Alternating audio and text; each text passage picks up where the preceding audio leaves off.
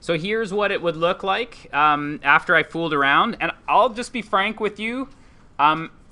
It wasn't my goal to show you what a good interface looks like. I hope you hate it. I really do, because part of your job is to improve what I do and learn from it.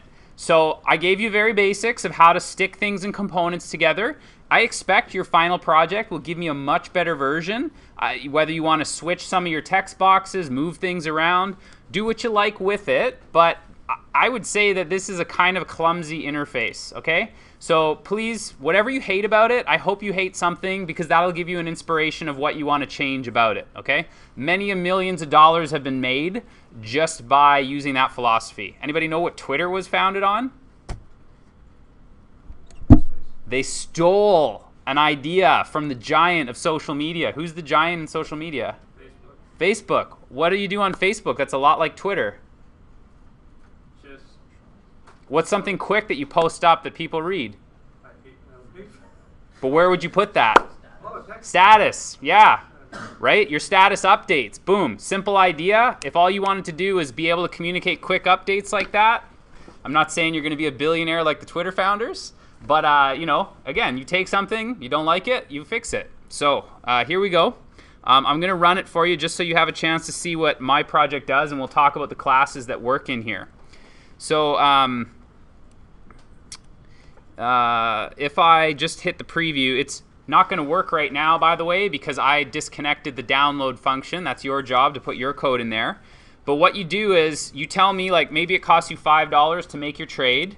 Maybe this is your stock quote, and you want to invest $1 million.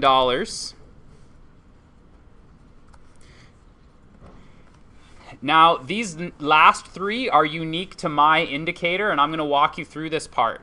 But this is the relative strength indicator that we're about to talk about. And typically it has a 14-day period. The upper bound is 70 and the lower bound is 30. So what I've programmed into this interface is that those are the parameters my indicator will use. And here I would give the dates from starting and ending. And when I click analyze, it'll tell me, boom, this trader, if you use this indicator, it would make you a millionaire 10 times over. You get an annual return of 10%. There's 100 trades, 80 of them get you money. It basically fills in all this information about it.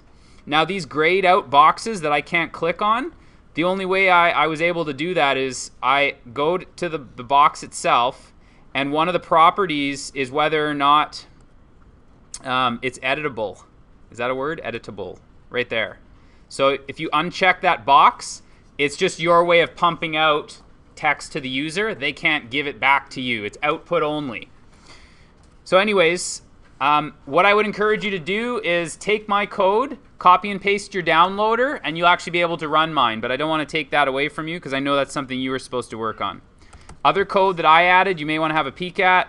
This is an indicator simulation, and it relies on this interface for an indicator. You give me the indicator.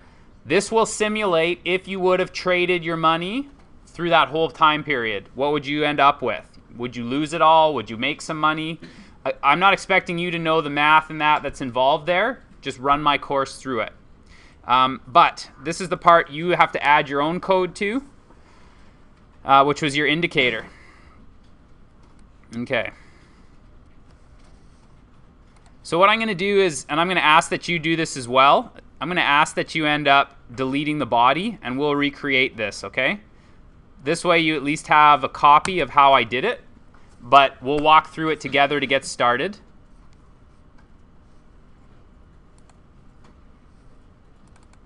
And the first thing you'll notice, if you haven't seen this before, is how you tell Java that you're working with an interface. So the interface that we declared earlier was the indicator interface. And if you remember, all I did was I told Java, if you're an indicator, these are the methods you must have. I don't actually write code. That's the job of anyone who says, I implement the indicator interface. So down here, what I'm going to do is I definitely need to make sure I implement those, but we'll talk about how that's done as I code it. So the first thing I'm going to do when I work on this class here is I need to keep track of the values. So in this particular instance, I'm going to store them in an array.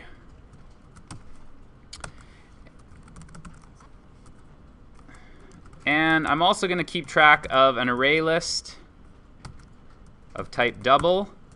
And these are the prices that I downloaded from Yahoo.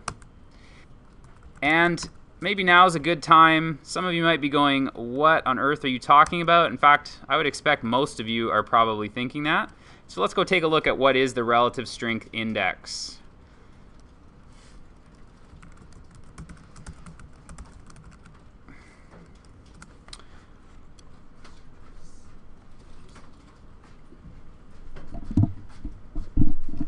So the relative, well, I'll just continue without the ad, thank you very much. The relative strength index is basically a way of measuring how overbought or oversold a company is. So I'll start by showing you this picture here. When this company ends up getting, it's charging up and it's making all this money. Oh, what happened? Thank you, Internet Explorer.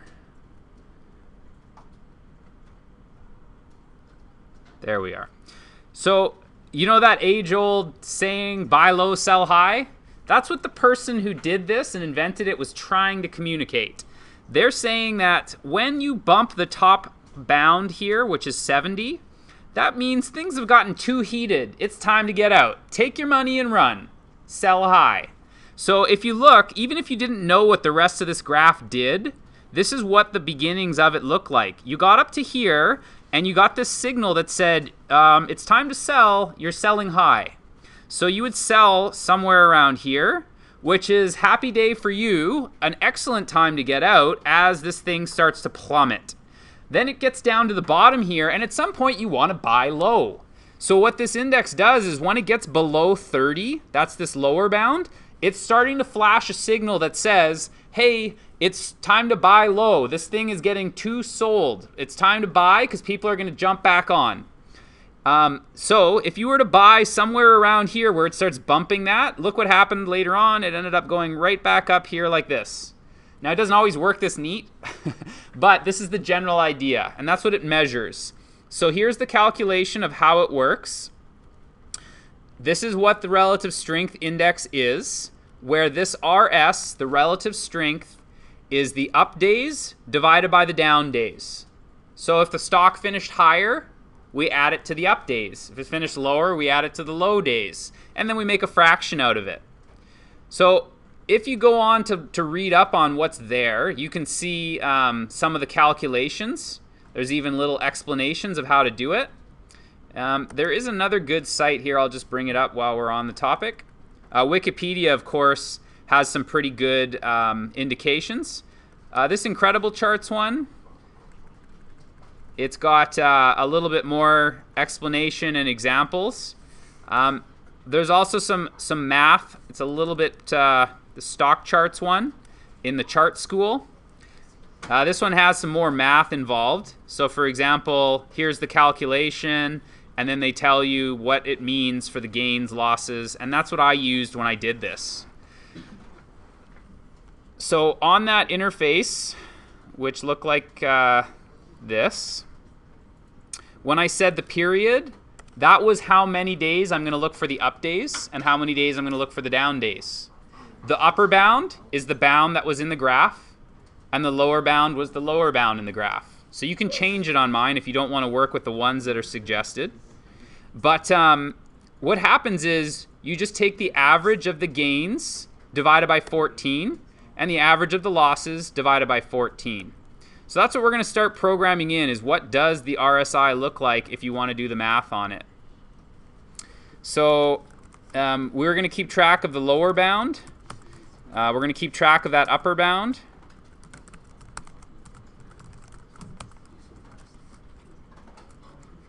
Oh.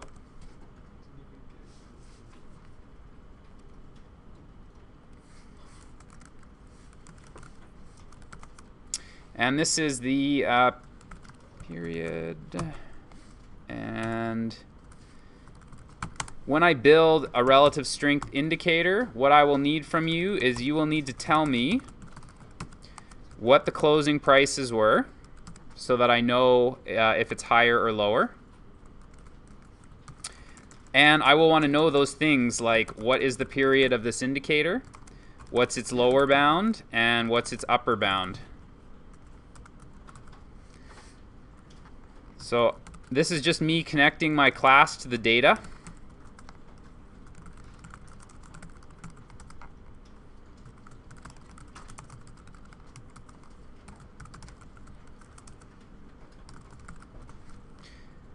And I'm going to make a little helper method in here to calculate this stuff. So it's going to be private. I don't want anybody to be able to just do this. But I'm going to separate this out so I don't have to type it all in the same spot. You know, I guess it's not exactly a necessary thing, but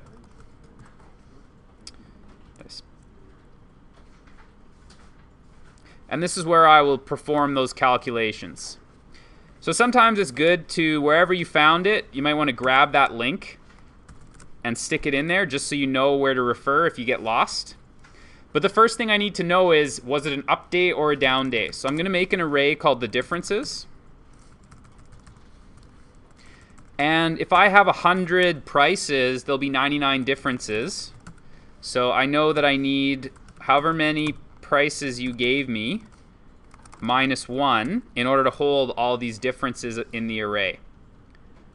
Then the next thing that I need is a loop that goes and fills this.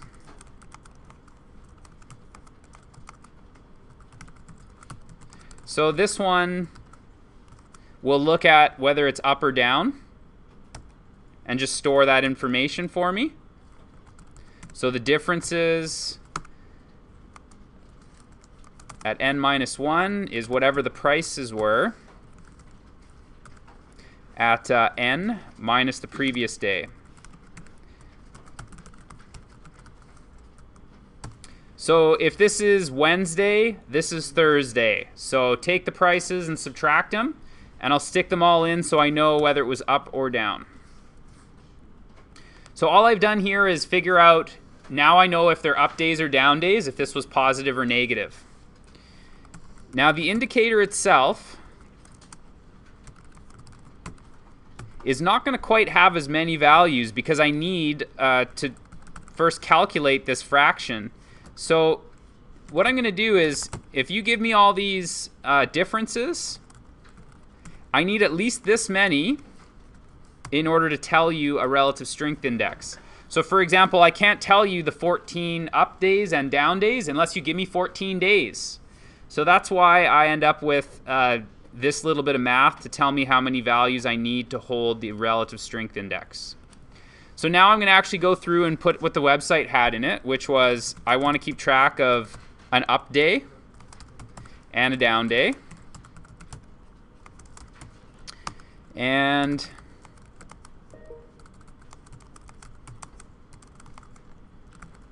the first one, all I do is average them. So in here, I'll just say, if I'm looking at an index which is positive, it must have been an up day, so I'm going to add it to the up days. Otherwise, it had to belong to a down day. Even if it was 0, in that case, it's not going to be a problem. Because it was a down, if it was a 0, it won't affect the first calculation anyways.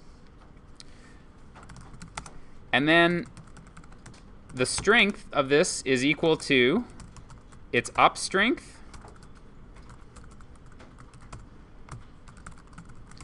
and the down strength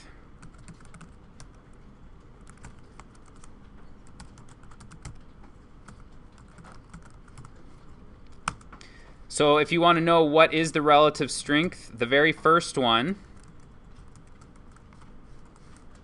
is going to be 100 minus 100 divided by 1 plus U strength divided by D strength. So the up strength divided by the down strength. So this formula right here that I'm putting in, that's the formula that was given to me by the website. I'm translating the math they've given me into Java because doing it by hand would be crazy. So now that I've got my first calculation, I'm going to keep track of where I put these just to make life a little easier. and then I'm going to burn off the rest of them. So this indicator now goes through the rest of them and says, start here. And you can keep going as long as there is some number to look at. And we just have to recalculate the up and down strength. So I'll assume that there was no change up and that there was no change down.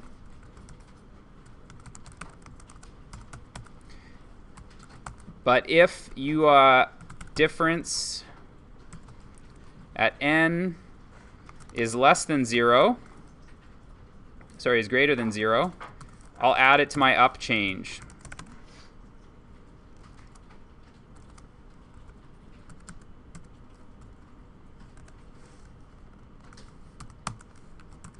Otherwise, if it was down, then I'll add this to my down change.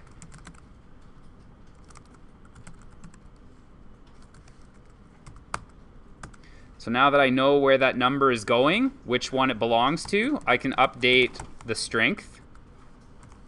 And that's going to be this calculation here, which says for the rest of them, what you're going to do is take the previous one times 13 plus the current, and then divide the whole thing by 14. So that'll be the previous one times 1 less plus the current divided by this period. And similarly, the down strength, that's how I update the down strength.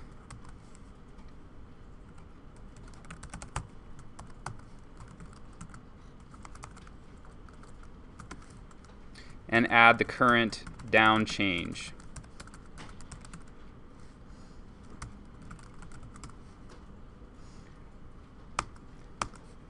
So that lets me do this again, which is to say what the next calculation is. But I'm going to do this at that RSI index, and then next time I'll go to the next place for it. So this here will run through all of that data and give me a complete relative strength index. So in this, I'm still getting an error because I promised Java that I would implement all of the methods in an indicator. And that's what I need to go back and look at. I'm missing these things. So I'm going to go and implement all of them so that then it can be used as an indicator. And if you do this too, you'll see that your indicator can be glued right into my program without any changes. So the first thing is kind of easy if we just want to get the underlying.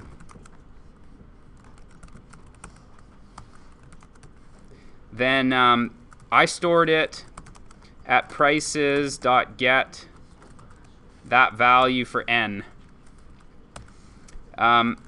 You might also want to know if there's a buy or sell signal.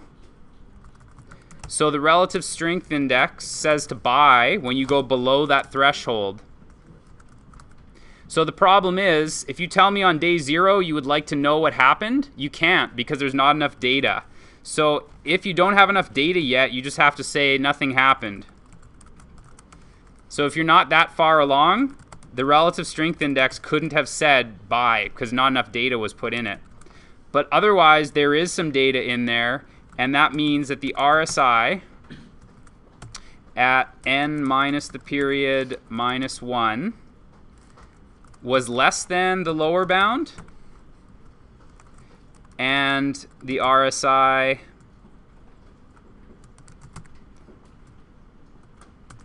at n minus the period minus 2 was greater than or equal to the lower bound.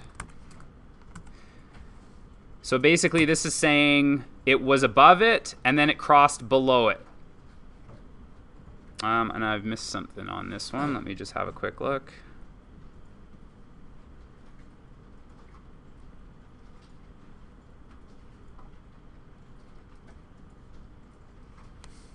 Oh, sorry, and I've forgotten to return that. So this means a crossing happened, because if it was previously above it, then it dipped below.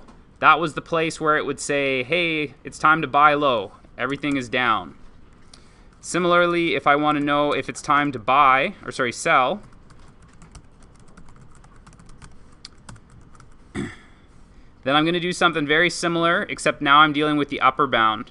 So I'll grab the same piece of code, and I'll rewrite it so that this time you'd have to be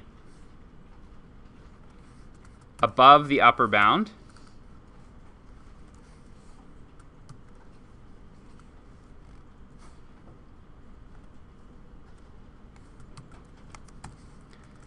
And previously you were below it.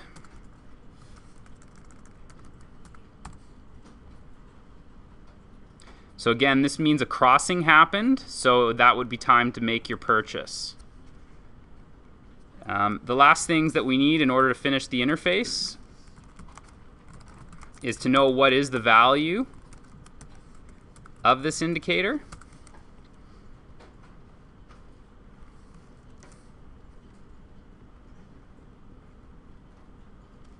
So it's similar to detecting whether or not it said buy or sell, but this time, if it's not in here, meaning I've gone too far, then I'll just say we'll ignore it. We'll just give it a 0 until then.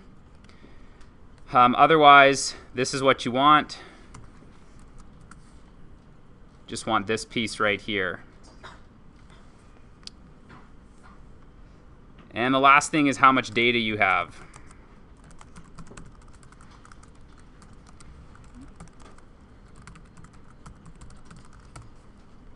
So now all the errors will disappear because I've implemented every method in that interface. And you can play with mine to get it started. And again, try running it from the main window here. But nothing is going to get ready for you to play unless you go back to the first assignment and put your code right here. So you should be able to copy and paste your code to there. And now you should be able to run this and see what's going to happen. And what's left for you to do is to pick your own indicator and glue it into your own interface. So use my interface as much as you like. You can delete boxes, add boxes, but have a look at the code that I've used and the interface I've plugged in. You pick a different one in order to make yours. Now, I realize that the math may be a challenge for you. Don't let that deter you. Just make sure you have a chance to talk to me about it, and we will talk about how you do your calculation.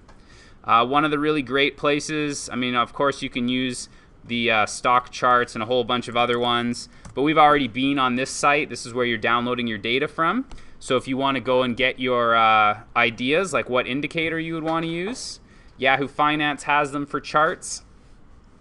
So you could go, for example, and take a look at Apple Computer.